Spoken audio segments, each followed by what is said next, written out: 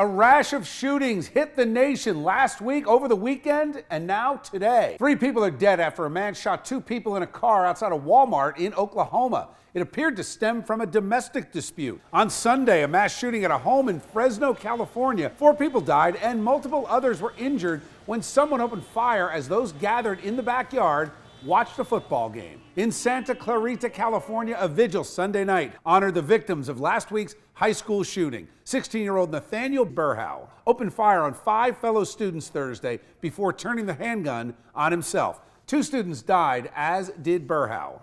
And in South Jersey, Friday night gunfire sent fans and players running for cover at a high school football game in Pleasantville. 3 people were shot, including a 10-year-old boy who was still in critical condition Monday. 6 men now face various charges, including attempted murder. The game will be completed, but at Lincoln Financial Field in Philadelphia, without the public being invited. So beyond the typical debate of gun control, school safety, etc., we wanted to dive in a little bit on the mindset of parents. What do you say to your kids? You think about all this violence that we are seeing.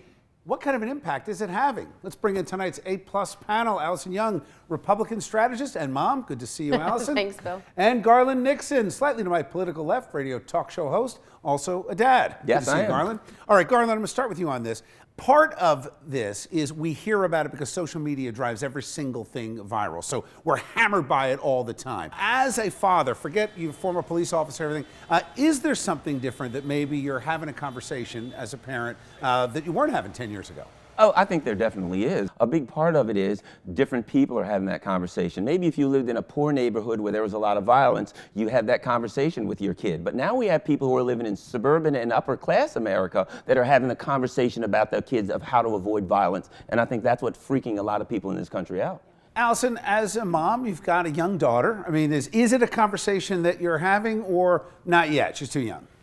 I'm not having the conversation with her about school shooting. I don't want her to fear that yet. But what we do talk to her about is if there's an emergency, how do you find the exits? Being prepared when you walk in a room and just scanning for exits and knowing your way out, finding people with a badge or a name tag, who's the authority figure. Those are the kinds of things that we're talking about with her, and frankly with her friends' parents that are our age. How do you deal with situations like this without scaring little ones? Is this more about now the whole world is kind of dealing with the fact that we do live in the reality of a violent culture? Yeah, but I think the word that comes to mind is, unfortunately, is resignation too. I think a lot of people have kind of resigned themselves to the fact that this is going to happen, and they've kind of lost the outrage as becomes the norm. And I think that's unfortunate. Kids aren't taught to respect life anymore. They're not taught to respect their neighbors. They're taught to achieve either at the sport or at the academics. You don't have to make your kid the best at everything. What you do have to do as a parent is teach them to be the kind one. Thank you. Thanks, guys.